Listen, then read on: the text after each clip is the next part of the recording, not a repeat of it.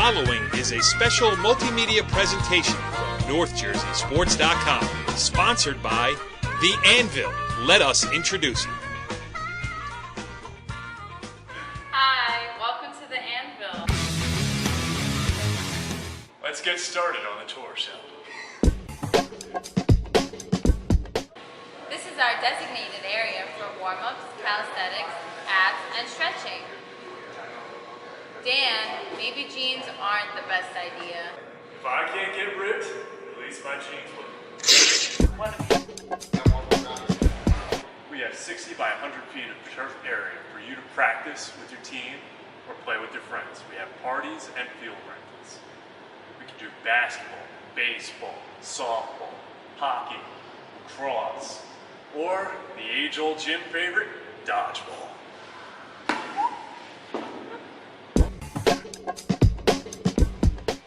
Here at The Anvil, we like to cater to all of our clients, even those who are not currently working out, especially the moms.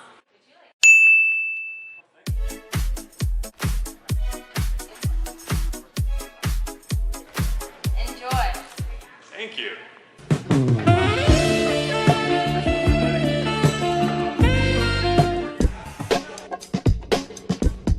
Here at The Anvil, we have the sleds to help you shred. Isn't that right, Tyler?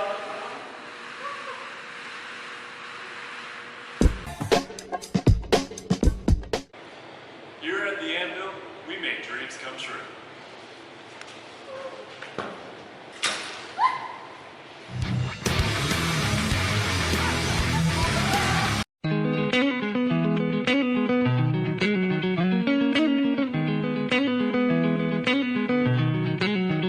Back on the football show, NorthJerseySports.com's original multimedia series talking all things football across North Jersey.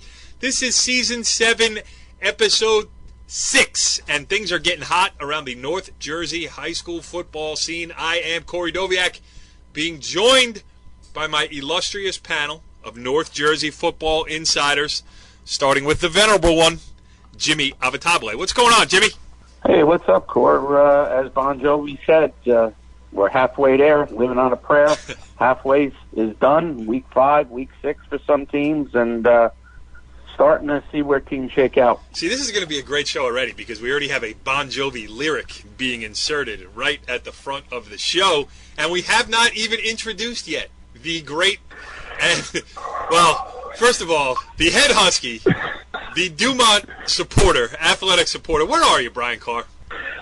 Oh, I just went for the scenery. I wanted to see the sunset, and I'm behind Homer School at Dumont, and I think this is the practice field for the varsity soccer team.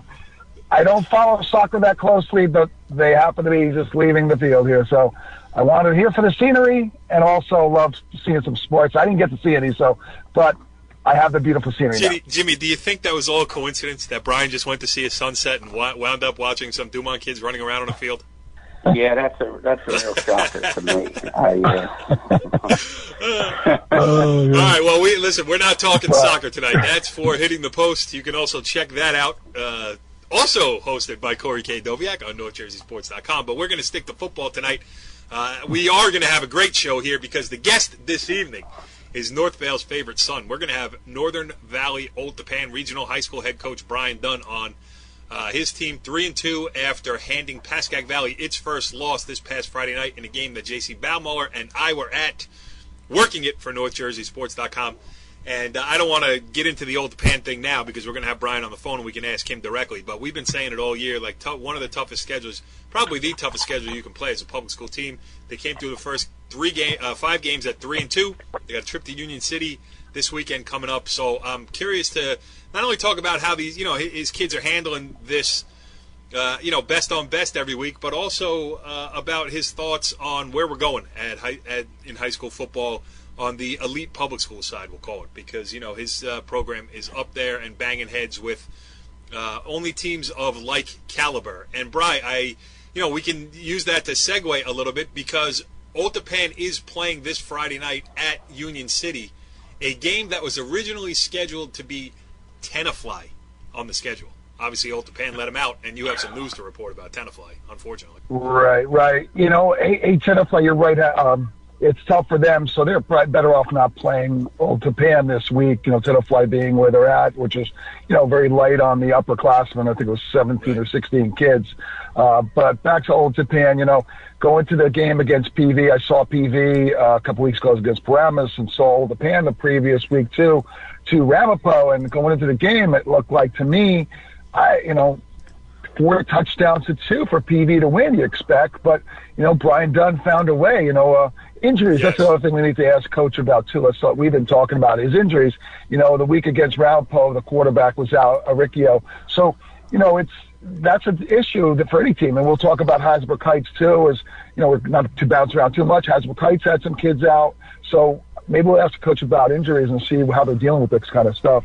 But, I'm impressed with them, and, it's going to be a challenge for them down at the roof, down at Old Union City there.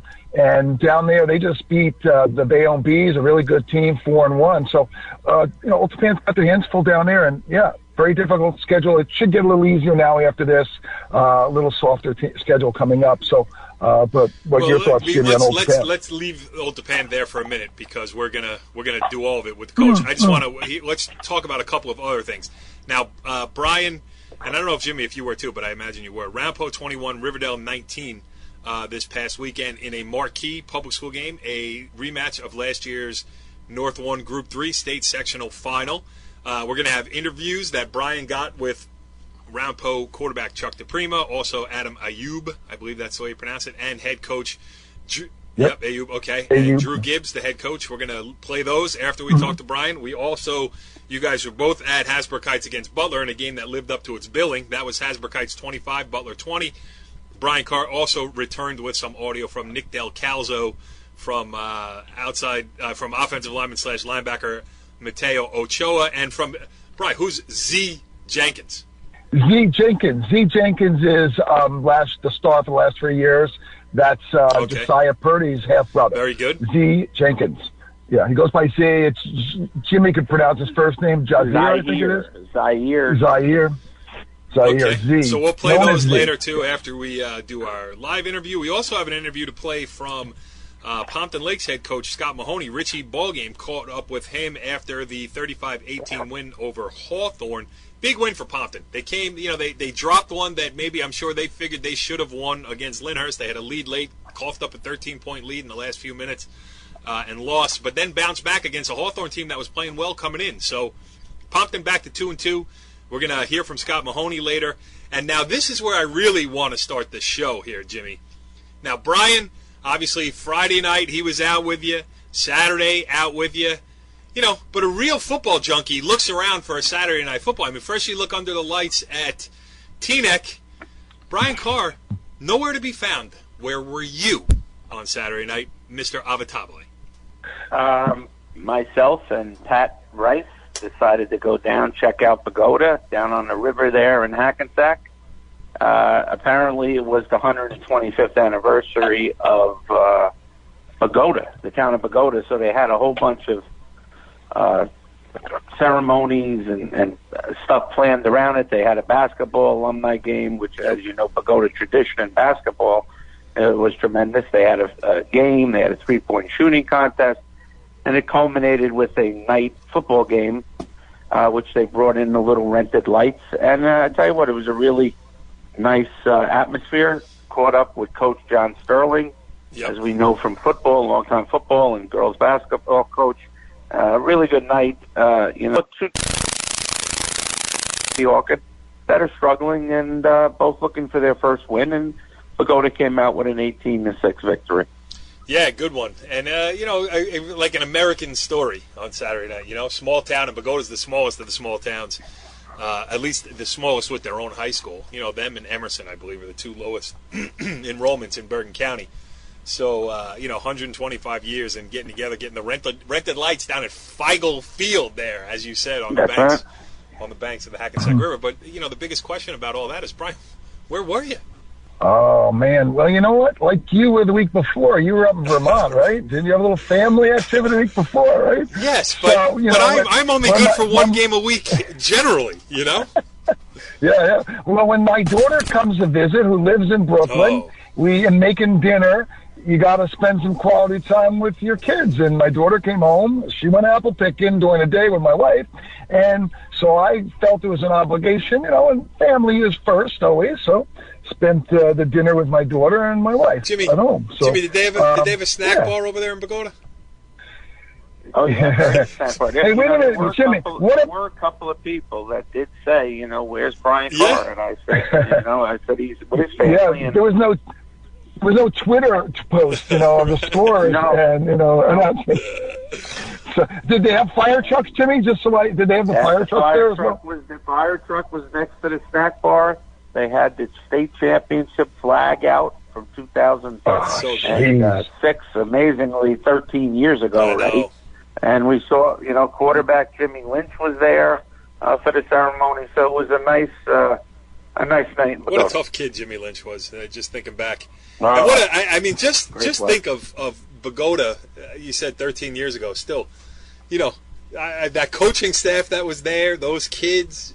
I mean, really an amazing story when you think about it. And you see not just where Bogota football has gone, but where small school football has gone over the past, 13 years, a decade and a half, or whatever it is.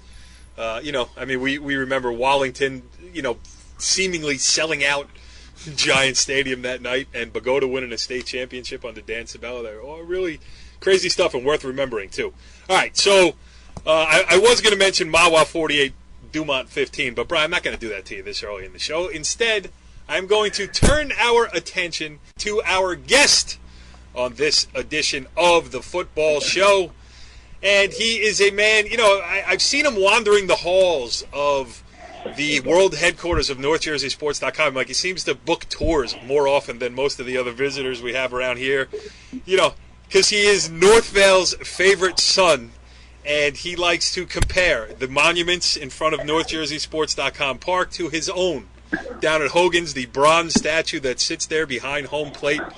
He is Northvale's favorite son. He is Brian Dunn. What's going on, Coach? Not much. That's a dumpster behind home plate at Hogan's. That has my name on it, I think. Right, that's what it is. Yeah. See, I was down there and I thought it was like a bronze statue, but you're right. It is a dumpster.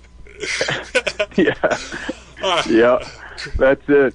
I thought it was just open house rules over at the world headquarters over there. Anybody can come in at will. Yes, well, we've had to clamp down a little bit because, it was getting a little bit crowded. And, you got to turn sideways to walk down the hallways of the world headquarters. I do have to check out the invite list in the future. Well, K comes after D. That means Cashel comes after Dunn on the invite list. That's it. All right, let's talk a little Old Japan football here. All right, what's going on? Yeah, first of all, and we've been talking about it all year, we've been holding up your team and your program as the example, but you're not the only guys going through it here because your first 6 games of the season this year, and you're through 5 of them with a 3-2 record. You got Union City this week on the roof down in Hudson County. But, when we used to have now Rutgers head coach, but then Bergen Catholic head coach Campanella on the show, he used to talk about how it was hard for his program, not only injuries-wise, everything, when it's best on best every week. They had to go out and play the best, and now that has filtered down into the public schools. We'll call them the public school elite programs, where you guys, you don't have that game where you can pull your guys at halftime, lick some wounds, get some JV guys in there, get some experience. I mean, your first 5 games, plus this one coming up this week, have been a gauntlet.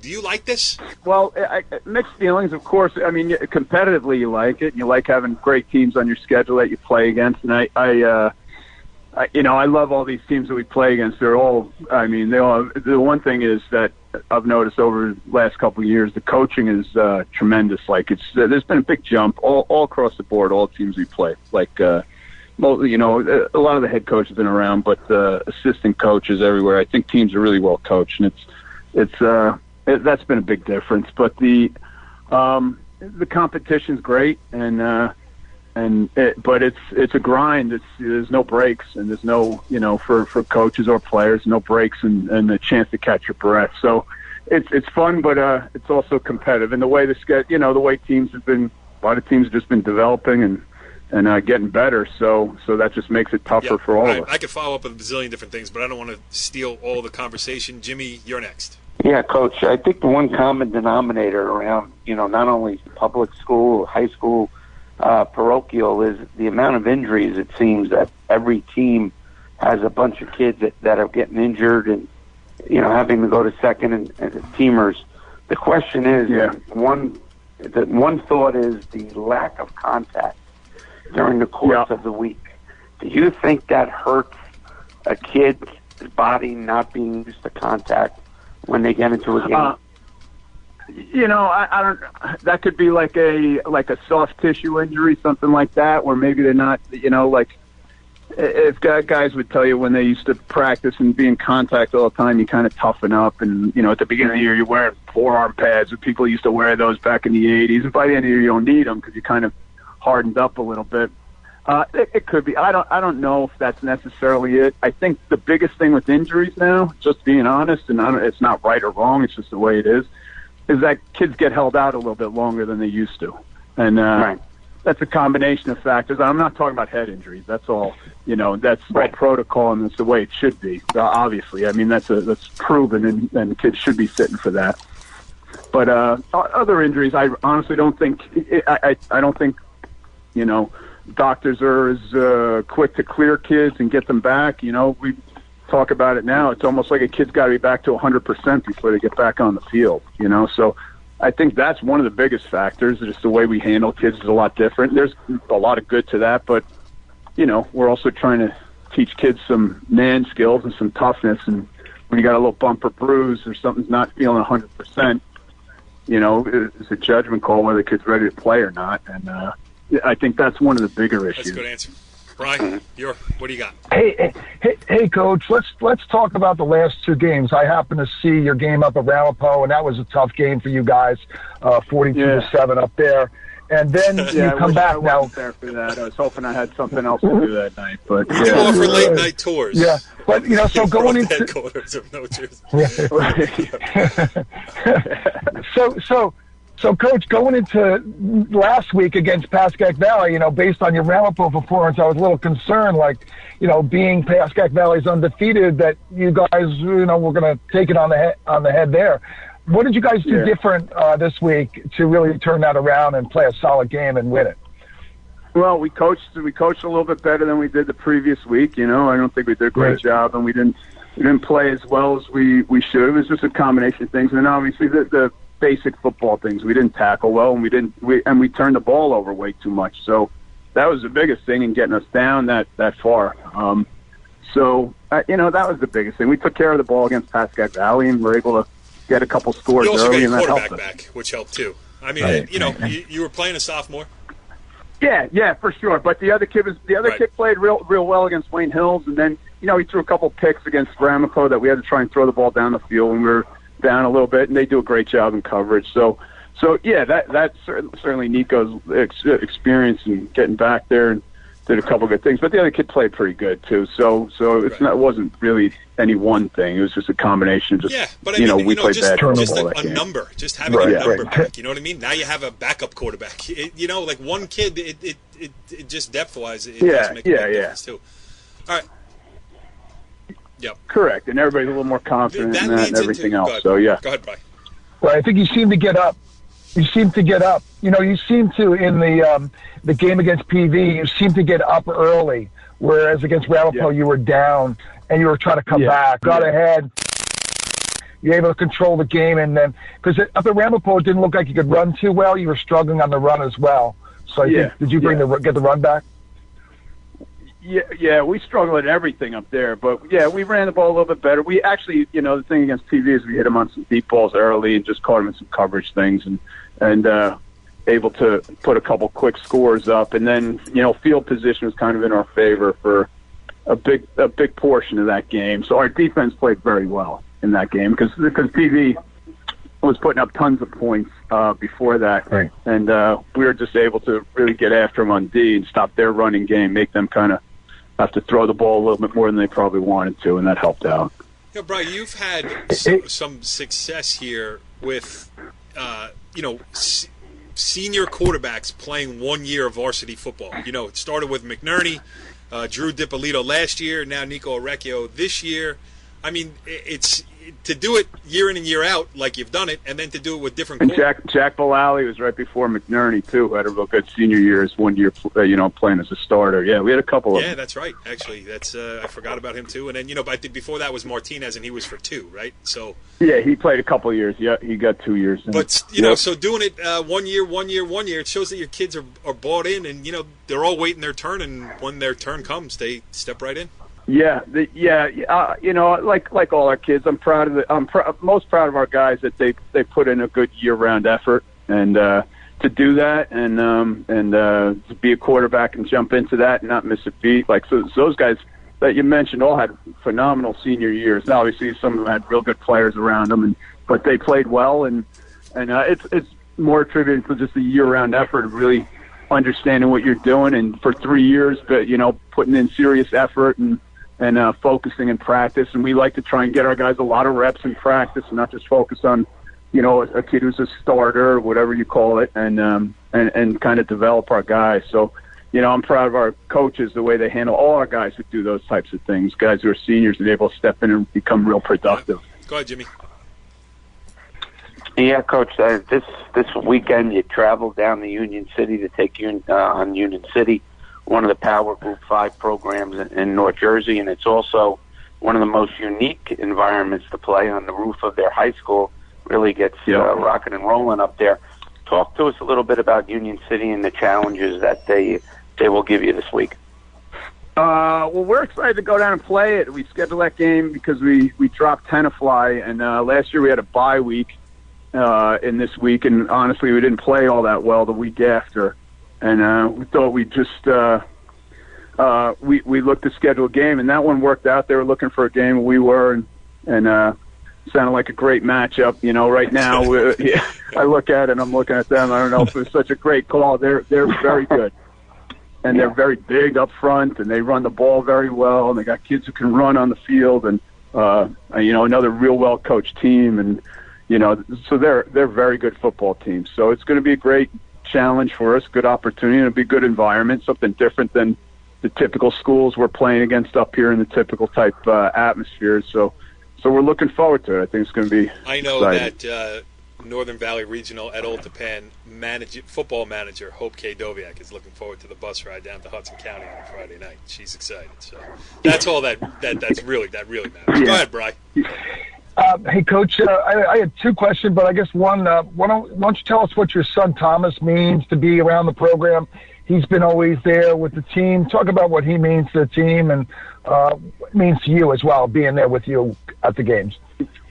Yeah, but he's gone through. So he's 21 now. So he's he's a young man, and he's gone through a lot of years being here since he was a young kid, and like all the coaches like to do, and bring their boys around practice and hang around. And obviously he's on a different path than the typical high school boys and everything else. But we had a great run with him, and I have a lot of gratitude towards our school and the people in the school and his school and the people who worked with them. And when he started, when he came and started, like, we put him in some years ago, I never thought he'd ever be able to get on a field and do anything productive. And as an athlete, and he's sitting right here looking at me because he knows I'm talking about him. But he progressed, through it, and where he got to a spot when he was a senior here, and we could get him on the field, and actually where he actually knew how to line up and how to get off the ball and look like a football player. And we had talked, like, guys, one of the other coaches had said, well, why don't we get him to score a touchdown? I said that wouldn't really be meaningful for him. Like, he just wants to go and line up where he's supposed to and do what he's been practicing to do, and actually be a contributor. And he's been great. It's been great for our family, and now he's progressed out of that. He's out of high school, and he's in an adult program now, but he comes and helps coach and help us out on the sidelines. Mostly he just likes being around the guys and being around. He loves the coaches here. I've been here with him for a long time, and been great to him. So he's developed a lot of good relationships around here, and it's been great for my wife, give her a little break, and And for me, it's just it's like any dad. You love having your kids around, and when they can come with you to work, and that makes it special. So I think it's meant a lot for him, but I think it's meant a lot more for the people around who've been able to, kind of contribute to his growing up and developing a lot of different skills that otherwise he wouldn't be able to or be exposed to. So it's been great. And now he's, it's on the sidelines. I got great guys who work with him, take care of him, make sure he, stays focused on what he's supposed to be doing. So I'm very grateful to a lot of people for making that possible, because anybody who knows in these situations, and you guys, I know Corey knows him well, and you guys have seen him, and you can't just bring him and let him be on his own. He's got to be kind of guided. And it takes a lot of people to help out, and a lot of people who are always looking out for him. He's keeping Kevin Hughes on the hop. Been great. I mean, he's got him around. And yeah, and that's his buddy there who watches him. This has been his assistant coach there for the year. So Kevin does a great job with them. They've been buddies for a while. So that's a good match. Disc golfer. That's first up on my agenda. He's definitely see that coming. Yeah, Jimmy, you got one more? He would. He's going to be fun. He'd like that. What else you got, Jimmy? I mean, I got a few, but it's okay. I mean, we kept Coach here for a long time, and you got something else you want to add? Yeah, Coach, obviously, we mentioned your schedule, one of the toughest in public, and if not parochial. How do you think that'll prepare you for the playoffs? Your first 7 games are ultra tough. How would that prepare you for the playoffs? That's a good question, because of this. This is the one thing about the schedule that's a little odd that I wish and I mentioned it. And, Dan Vivino does the scheduling for Super North, and he does a great job. He really is, he's locked in, and he understands. And but the one thing, the way it's broken up, is we don't play a lot of teams in our section on our regular schedule. So, like Ridgewood, Union City, Ramapo, Pascack Valley, none of them are in our section. So Wayne Hills and Highlands are, and Wayne Valley is. But so in terms of like preparation, playing tough teams is going to make it tough, and the most important, understand what your weaknesses are and where you're exposed and what you got to improve at. That's the one thing I always say about playing good teams. We try and prepare for what the good teams will do, and understand how you can be exposed a little bit. So you're going to get a lot of that. But during the course of the season, you don't always just artificially feel good about yourself. You just right. You understand the areas of improvement. I think that keeps everybody sharp a little bit. You hope that you get through all of it without too many injuries, and you're able to survive with some wins, enough wins to get into the playoffs and give yourself a chance, and then hopefully you have a good, hardened, tough team by that time. You can't artificially feel good about yourself, Brian Carr. I mean, come on. yeah, for sure.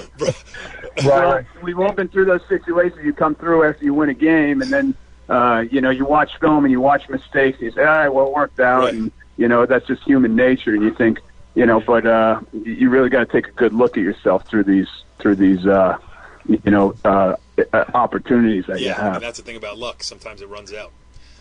Brian, okay, Brian Carr, last one, then we're done. Hey, one thing we didn't talk about is kids that have gone on and played, and one of your players is at Ohio State, Jordan Fuller. The Fuller family for a number of years did very well for you guys. Talk about Jordan Fuller or some of the other kids that have gone through the program and now are successful at the next level. Yeah, Jordan's having a great year again. I mean, he's had a great career there, and I mean, I was talking to, he's a 2-time captain at Ohio State, which says a lot more about him beyond his playing skills. And I mean, I don't know how many times that's ever happened out there, probably a dozen or so. But I mean, he's had a tremendous year. I just got a text from his dad before, just listing him, the types of things he's doing this year, and they had like a promo thing sent out. He's doing great, and a great kid. And he's like a lot of kids that we have. I mean, I just got it. Funny enough, I got an email just the other day. One of our kids, Dan Lewis, who's a backup kicker for us, is now the starting kicker at Albright. He started his first game as a kicker for Albright this past weekend, and he's doing well. And so you're proud of guys like that who maybe just didn't. They loved football and kept grinding and plugging, and stuck it out. You know, we've got some good kids out there. Eric Slater's at Lehigh, had a tremendous game the other day, had 3 sacks and doing well as a walk-on out there, and now he's a huge player for him. So, you know, Stephen Cravani, Ryan Weiss, those are all guys in that grade, all playing. You know, I got a bunch of guys from the team the year after. Mancuso's up at Springfield with Chris Eichler. They're doing great. And Sal Di Benedetto, another kid playing well. And I'm missing a bunch, but, you know, off the top of my head. Like John Trainer went to West Point. He's a John Trainer, yeah.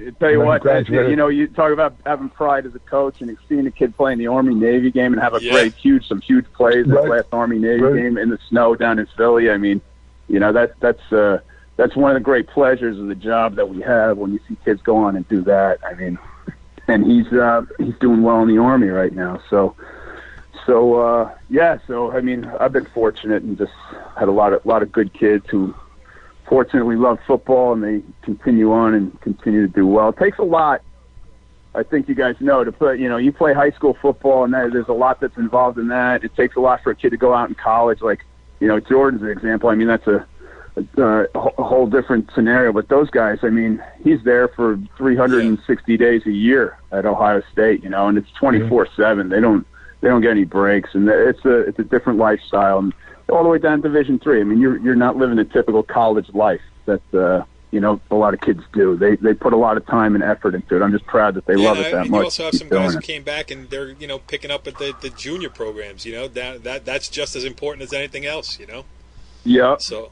It's great on a lot of levels, just seeing guys who contribute and give back in their community and to help the kids out. And you know, we've tried to emphasize a lot of that with the kids growing up, just to help out with the little kids and be involved. We still got to do more, but it's, you know, the fact that those guys want to do that, and obviously it always helps from a football standpoint. They want to do the things that they did in high school and carry it down to younger guys, and it's just there's good carryover on it. Last thing, high school football. Well, how many years is this for you at Old Tappan as the head coach? This is my 20th as the head coach. That's crazy. 25th It started the overall. same year as NorthJerseySports.com. That's nuts. That's right. That's no coincidence. Yeah. That's number one. All right, so number two is, you know, you've seen a lot over the last 20 years, and now, you know, so much been made about, you know, participation, all those other things. I mean, not that you have to go so into depth, but where do you see high school football going? I mean, is it on a positive trajectory for those who choose to partake still? Well, for the people who are taking part, for the kids who are taking part, I think it's never been better. I mean, they get so much out of it and so much exposure and you know, for what they do and the effort they put in. And people love football and love coming to watch them. And so I think it's never been better for kids who play. I feel like, you know, my big concern is, you know, everybody talks about one sport athletes or kids who specialize. That is what it is. That's okay. I mean, I'm not a fan of it, but it's okay. The people who are saying like the kids shouldn't play football, a lot on a football team. If you go out, a lot, like half the kids on a football team, if not more, depending on what type of team you have, are not kids that can easily go and pick another sport to just go and, you know, not everybody can go pick up a basketball and play. Not everybody can go pick up a baseball and go play. That takes a lot of different types of skills and development. We got a lot of big dudes and guys who are, you know, thick guys or whatever, that this is their sport and they're not allowed to play it, or somebody decides it's not healthy for them. Like, what else are they doing? Right. You know, and where else are they going to go? Can they go? Not all of them can get. A lot of our guys do track, and track's also like requires some certain athletic skills. So we've had plenty of guys who are great football players. It doesn't really transition over into being great at any other sport. Right. You know what I mean? Yeah. So for those guys, like, what do you do if you don't have football? What are those guys doing? There's not an easy replaceable sport for them. Right. And that's my biggest concern going forward, that people are saying, well, kids, you know, it's not good for them or whatever. I mean, it's never been safer, first of all, with all the attention going on and everything else. And so I just worry about those types of kids that won't find anything to really replace it. Yeah, it's a great point. You know, I haven't even looked at it from that angle where, you know, okay, you want to say that you're taking a chance of getting injured by playing football, but you're not doing yourself any favors health-wise if you go home and sit in front of your computer. You know, that brings in a whole bunch of different things that could last, you know, a lifetime. It's so bad socially, which we all know that kids are having huge problems with that across the board, boys, girls, everything. We could all speak to that. I mean, everybody knows that, and I don't know that anybody's really doing all that much to solve that and making it. And I don't know that the answers to that are making things easier for kids, because that really hasn't worked. Right. You know, Yes. I think you know, this is one of the opportunities you have. Like, you can actually go out, and one of the few ways you teach young guys man skills and man responsibilities, and it's a huge part of what we do as football coaches, and guys do a great job with it. I just wish people would understand that. We've had a big, all of a sudden you get kids who want to come out as juniors and seniors because they spent 2 years in high school, and they're not really doing much. And all of a sudden at that point their parents realize, we got to get this kid out doing something. You know, we thought it wasn't going to be good for him, but you know, he's got to do something, and that's really, I think at some point it's going to turn the tide, and people are going to realize, you know, these kids got to be out doing something productive. Yeah. So, yeah, I mean, all right. We all have a lot of stuff. Sounds like we got a lot of work to do to get this to get this ball rolling here. But we did a lot of talking about it here tonight. That's for sure.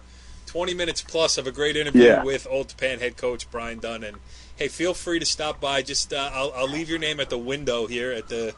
You'll be under will call. So if you want that private tour of NorthJerseySports.com World Headquarters, come on in. Thanks, Brian.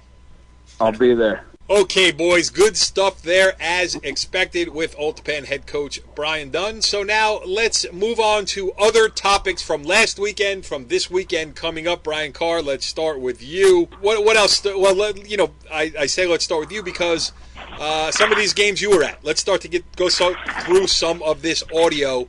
We have Ramapo 21, Riverdale 19. Give us a quick breakdown and lead us into some of this audio that you sent in this week. I thought it was, we expected a big game, a very competitive game. Two programs that have been state champs over the last, decade.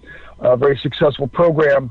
Ramapo, as we've been talking about a number of times, the show, reloaded, and we saw it again. The quarterback, Charles DePrima, running back, Jake Tyrone, really stepping out. We got a new name this week, and his name is Adam. Adam's a defensive lineman, and Adam made the biggest play of the game there. This was reminiscent of a game last year. We were up in Sparta, where Ramapo played Sparta, and Sparta missed all three of the extra points, and Ramapo won the game. I think it was 21-18 that game. We were talking about Ronanello about that, reminiscing about that game. So there wasn't much difference between the two teams here. Very close, very competitive. But on this play, in this game, Adam stopped the quarterback Mike Sirico had just scored a TD, and I don't know where he came from, come back and tackled him. But we have audio from Adam. Adam's kind of a quiet guy, not used to being interviewed, but Adam, we have some interviews with Adam. All right, let's play it. Here we go. Here's Adam Ayub. So on that play there, when you made the sack on the two-point conversion, what was going on in that play? Tell me about what happened in that play. Was somebody in front of you, or I know you tackled for loss, but was somebody blocking you, or you just had an open run to get to the quarterback and sack him? I was getting blocked, but I just moved as fast as I could and shot off the ball. And made the play, and I was just so happy. Wanted to celebrate with my teammates. I couldn't have done anything without them. We all played great, and we played as a team, and we came out there and we won. Talk about your quarterback, Charles had a really good game running the ball. He seemed to be able to get outside and run and also pass. Talk about your quarterback and what he means to the team and how he leads you guys. He's a great quarterback. I'm so happy for him. He has a great game every game, and I hope he keeps moving forward and doing great. I'm so happy for him. Okay, good stuff there, Bri. Now you also spoke to the quarterback, Charles DePrima. Why don't we get his take on the situation after Ramapo's 21-19 win over Riverdale? Here's the quarterback. Talk about this. One thing I noticed a lot, able to scramble. Scrambling like crazy, getting out of the pocket, under pressure. What are you thinking? What are you doing when you see it and you read it and you run around the outside? Well, I drop back and then the pressure comes sometimes, and I do my best to escape, and then I'll look down the field and try to make something happen. Right. Then if not, then obviously just take the yards that I can. Right. The other thing I think is really good, too, you're looking down the field as you're scrambling, too. The one play here, going down, you were scrambling out here to the left against your body, and then you threw down the field. Your guy kind of like a back shoulder almost throw. Yeah. He was watching you. The defender was right on him. Yeah, that was kind of special. Yeah, that was with Sean, too, the guy that we just talked about. Yeah, it was a great play. Yeah, good job. Good game. Thank good luck the rest of the way, huh? Thank you. Well, great stuff there, Bri. And then set up this clip that you have of the head coach, the legendary at this point of his tenure at in Franklin Lakes, the legendary Drew Gibbs. Yeah, Drew was pretty excited, and you hear a little in the audio talking about Adam and making a big play. Yeah, he was pretty excited. Normally a very quiet kind of guy, but he was really All right, excited. Here we go. Drew Gibbs. When you play a team, 10 times in 5 years, the two teams know each other very well. And as always, Riverdale came prepared, and they always give us a heck of a battle. They're tremendously well coached and tough, and we're happy to get out of here with a win. All right, good stuff there, Bry. Great audio work there. And Jimmy, your thoughts on that game? It's a big win from Ramapo, but I have a sneaky suspicion that these two might see each other again somewhere. Yeah, Cole, it's such a familiarity between both teams. I mean, they played each other multiple times the last 5 or 6 years. So, it's going to always be a tough, competitive, hard-fought game. And difference is Charles DePrima, a quarterback from Ramapo, not only throwing it and running it, but his ability to escape pressure and get on the perimeter and break contain and have the ability to keep his head up and look for receivers. And he did it multiple times. A tremendous, kid first-year starter, and not that, you can say Wingfield who, because he had an outstanding career, but this kid, DePrima, stepped in and done an outstanding job, and he's really a dual-threat quarterback. Yeah, I mean, you could do that with every Ramapo quarterback over the last 20 years, fill in the blank who, because the next guy comes in and just picks up right where the last guy left off. I mean, when was the last time you said, wow, Ramapo's got nothing behind center this year, Yeah, it hasn't happened, I mean, as long as I know. And, just to mention Riverdale, an outstanding job bouncing back. They had a tough loss. Again, DJ Nimphus will play anybody anywhere. He decides to go play Pennsgrove, the defending South Jersey Group 1 champion, who's returning 18 starters. And on the road down there, South Jersey, and, it's not like Pennsgrove was losing 18 starters. They return 18 starters. And, imagine how good Pennsgrove is to go and beat a Group 3 school as good as Riverdale at 42-7. But DJ had his team ready. And, they missed an extra point. They had to go for 2. They did not convert. But, he'll have them ready for Englewood again. And would it shock you if Riverdale's in the finals again? It would shock me. In fact, I expect it. So, all right. So Friday night, Jimmy. Oh, go ahead. Right. Go ahead, Brian. I was going to say Mike Sirico, memories of the Magic Man David Estevez down there. Mike Sirico, he would have the escapability, running around very pinpoint passing. We noticed he doesn't throw it like a rifle like Charles DePrima, but he connects with his receivers, throws well. He scored all 3 touchdowns for them, so he's a big difference for them, and they always have a lot of quarterbacks at Riverdale. But Mike Sirico stood out and really was leading his team. And, definitely we'll see them again probably. Both of these two teams may meet again in the playoffs. All right, let's move on to where you were. Friday night, Hasbrook Heights 25, Butler 20. Brian, I know you get – well, here. Well, you know what? I'm going to go to Jimmy first. Jimmy, you give us your thoughts. I know you love small school football on a grand scale, as do I. And you've been looking forward to this game probably since last year, when Butler Heights became a good little rivalry in the NJIC, when Butler was admitted into the NJIC. And now, again, I know you were looking forward to it.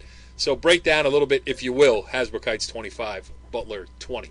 Well, it all starts with that Meadowlands division. Cresskill, undefeated. Butler was undefeated. Hasbrook Heights, their only loss was to Cresskill opening day. So, all the fans, and we are, of that NJIC tournament, this division, I mean, who's going to come out of it? Hasbrook Heights needed a win against Butler to keep the hopes alive. Butler undefeated.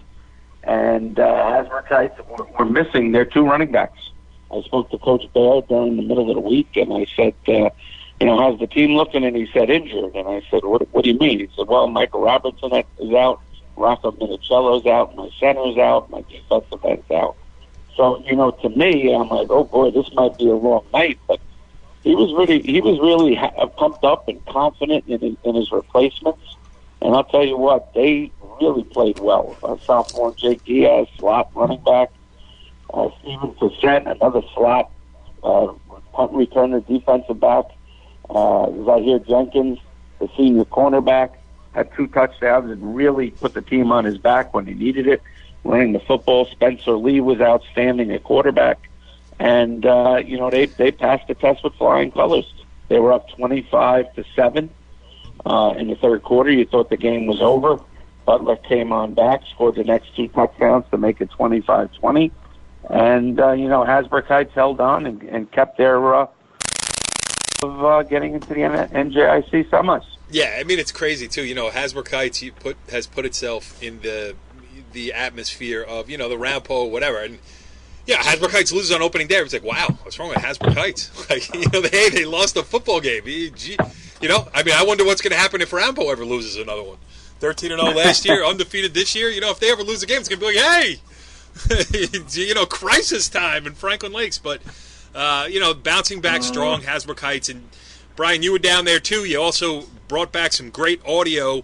So why don't you set up at least some of what you got here, and I'll do my best to play what you got. Right. Well, like Jimmy had mentioned with Z Jenkins, I noticed, I even mentioned to him, I think he played with a little bit more fire in his belly last night, on Friday night, and they put him in the backfield, and he made some nice runs out of the backfield for 2 scores. And then especially late in the game when they needed to get a couple first downs to close out the victory, he came through with flying colors, really, running hard, which normally sometimes, he was, watching his half-brother play the last couple of years, and now it's his turn. So he's really stepped up, and I heard his older brother, half-brother called him up before the game and talked to him and wished him well, and maybe that motivated him to play a really good game. So we had Z on the audio. Here we go, Z Jenkins. Here at Hasbrook Heights after a 25-20 thrilling win for the Aviators. I'm here with, as we call him, Z Jenkins. Talk about him. Today was it was a good day for me. We had a lot of players out, and I just wanted to just to step up, just a little more, step up a little more, and be hungry. Right. That's all.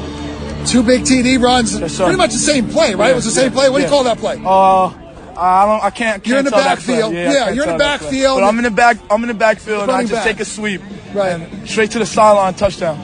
Another big play here, the last play of the game, really. Yeah. Before you guys took a knee, you really fought it out to get a first down there. Yes, sir. What'd you do there?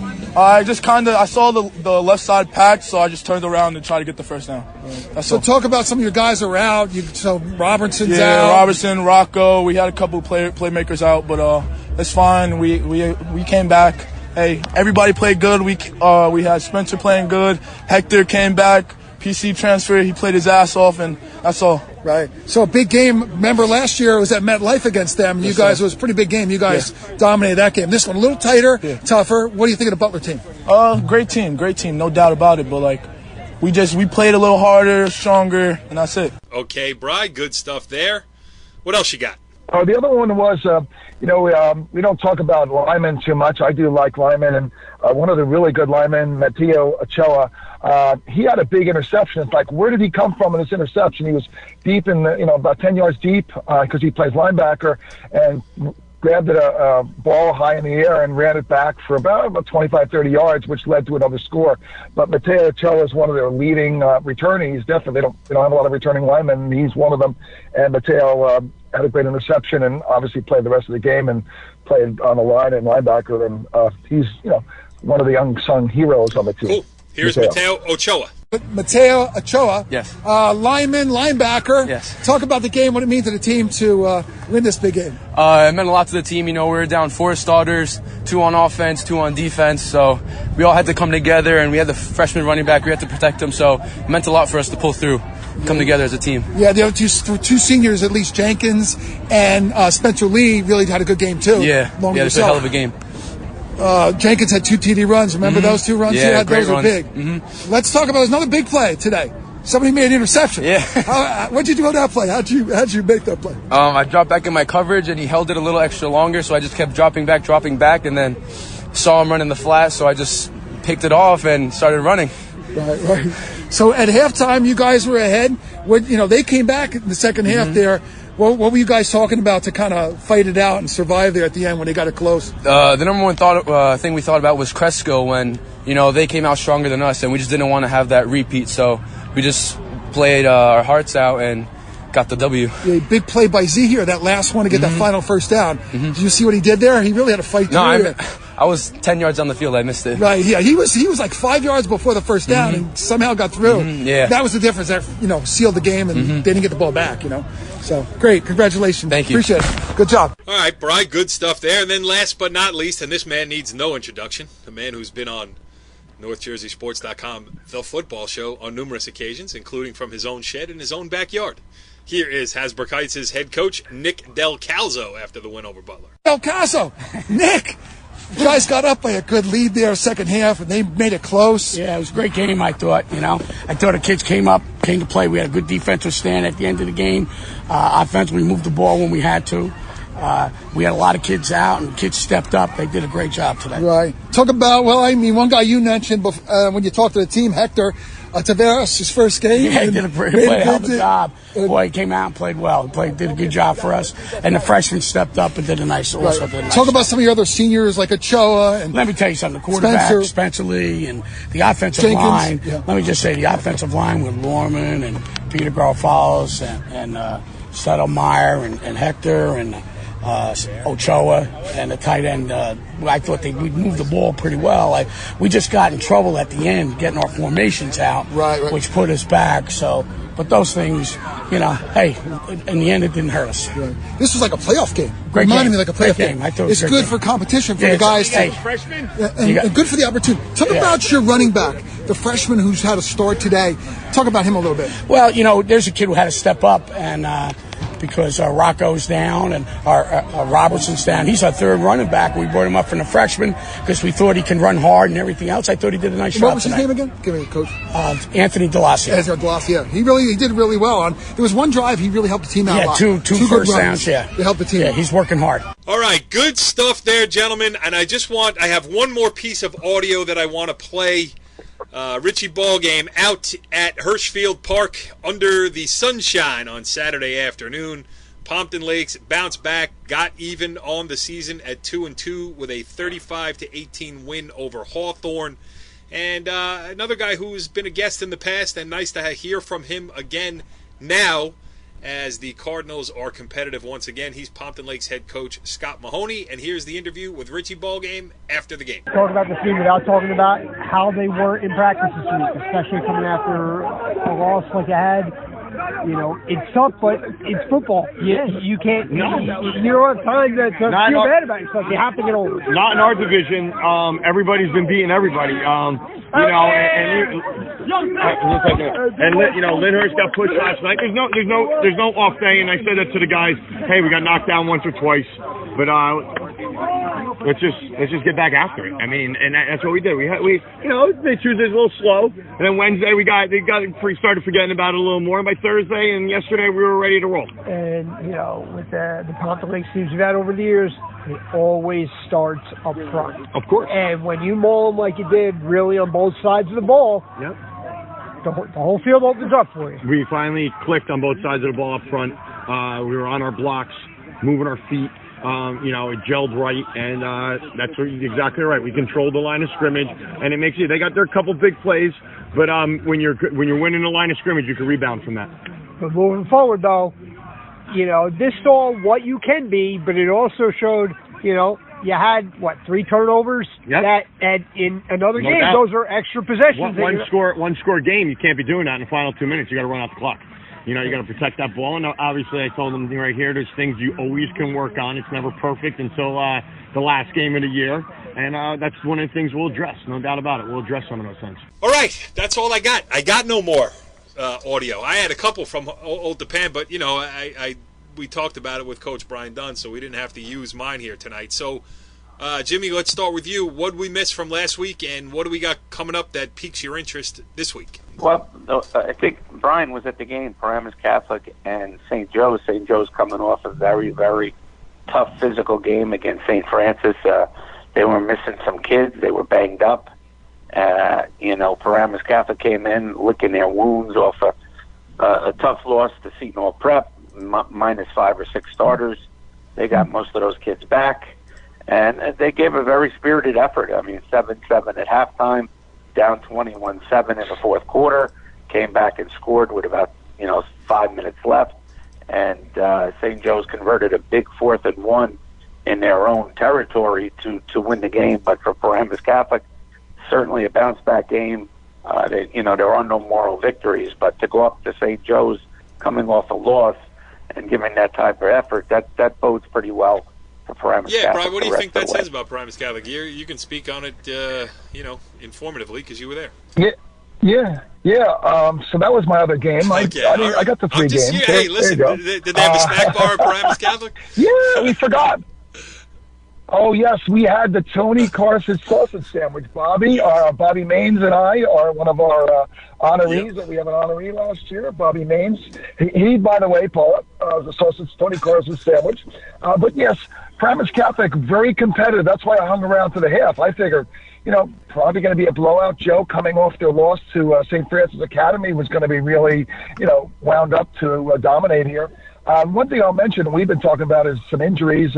Joe's Estime was out, the running back, as well as not the big difference maker, but their kicker was out. The leg was out.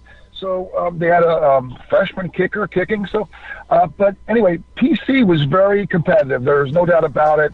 A lot of excitement on the sidelines there. They blocked the field goal going into halftime.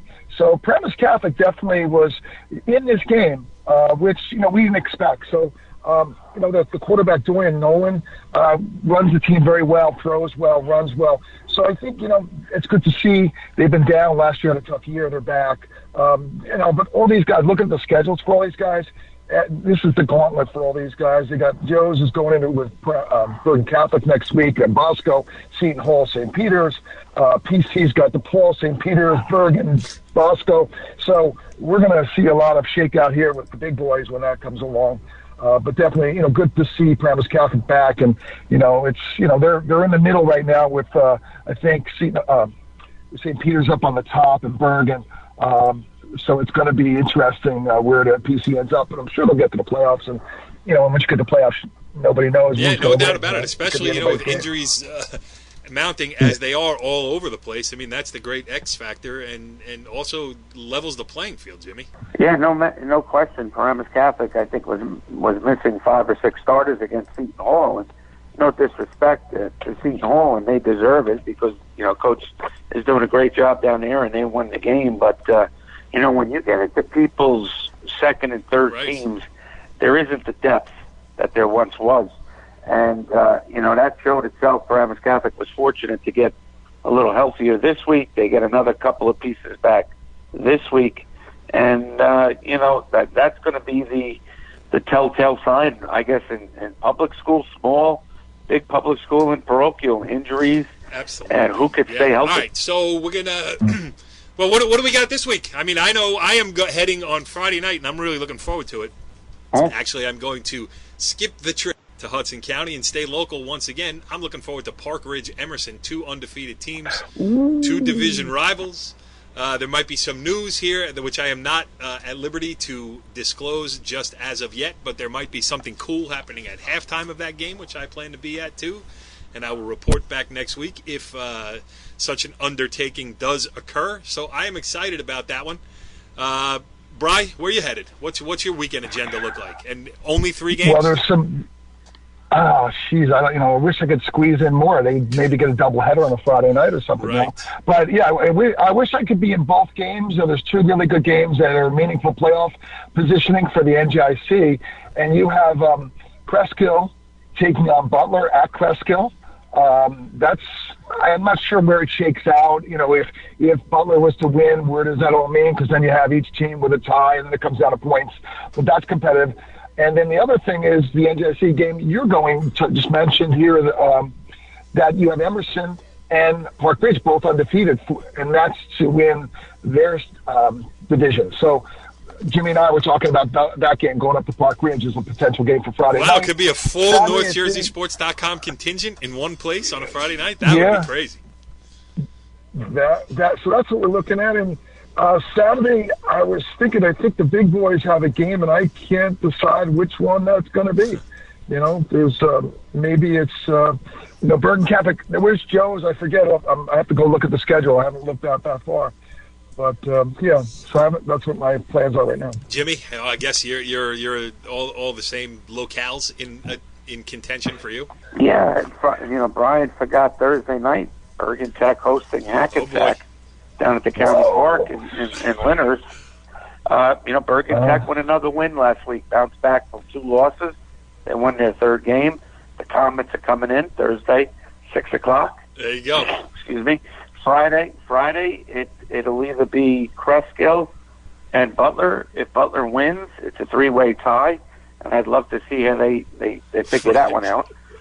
If Cresskill wins, they will go to the semis of the NJIC. You have Park Ridge and Emerson both undefeated. That's a great game.